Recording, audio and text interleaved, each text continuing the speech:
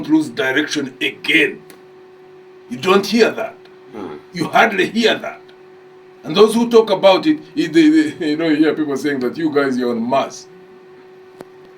No, we are here on planet Earth. We're in a country called Uganda, which is in a mess. You're talking about and there are honest men and women in every part of this country. We are simply saying, get out of your hiding, overcome your fear, come to a center. Let's ensure that we salvage ourselves as a people, as a country, because it's a wealthy country. The potential is huge. It just requires men and women who have integrity, men and women who are honest, men and women who want to do unto others as they want done unto them. You're talking about transition. Yeah. Yes. Ugandans are very confused. Yes. When you look at other aspects of transition, there's going to be transition. Yes. How is it going to be? Yes. And when someone comes and say that, I remember one time when Honorable Minister Justice was saying that the election of 2026. Yes. Maybe 30% of it, but the 70% is a mystery.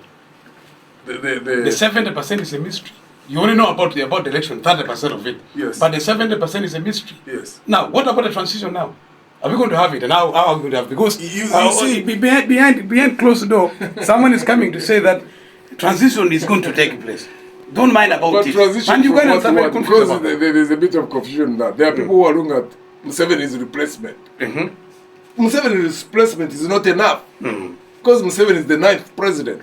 But we've been moving in the wrong direction since independence.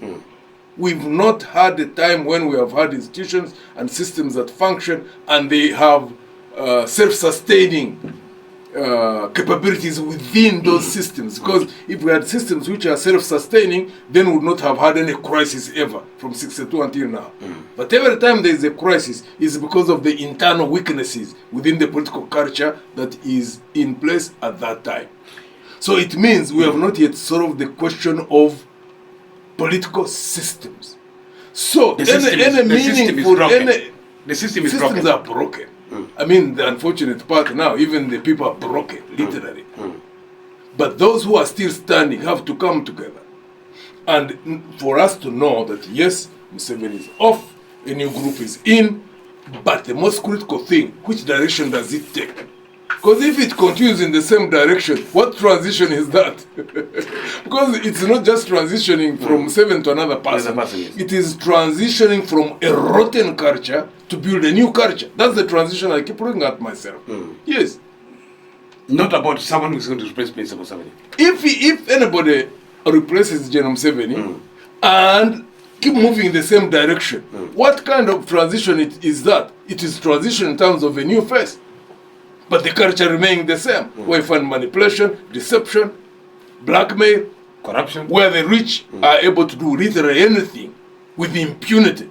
What kind of transition would that be? Yes, transition in terms of one face replacing another, one name replacing another, but we would have remained in the same direction. The only meaningful transition I would understand, and it is worth making all nature of sacrifices for, is transition from a rotten system, a rotten political culture, to a new culture, where there is justice, where there is equality before the law, where there is transparency in the management of national resources, and where there is dignity of the people. People who feel proud, wherever they are, whoever they are, whatever background they have, whether they have money, they don't have money, but to feel that they are dignified. All right. That they are citizens who are respected. Even if you're a president, that you respect these citizens. Because you are in leadership, you are using their money to do whatever services are being extended to them. You are not doing them a favor. That is possible. We see it happen in other countries. The countries where it is happening are not any more intelligent than we are. They are not. So the remnants, people who believe in that, we need to come together. And even people who desire a better future need to give us a vote. They need to trust us. Because what we say, what we do is out of conviction. Because it is something that literally is the fuel that drives us. That's why we can survive amidst the most challenging of times. Even at times when people think that we are wasting time because people, look at say and say, oh, you people, whatever you're doing is not going to succeed. No, it will succeed by God's grace. Because we are fighting for what is right. And right is always might. Maybe before I get back to callers, like in 10 minutes, Yes. if we entrust you Yes. with this power, Yes. let's basically look at how we have talked a lot here. Yes.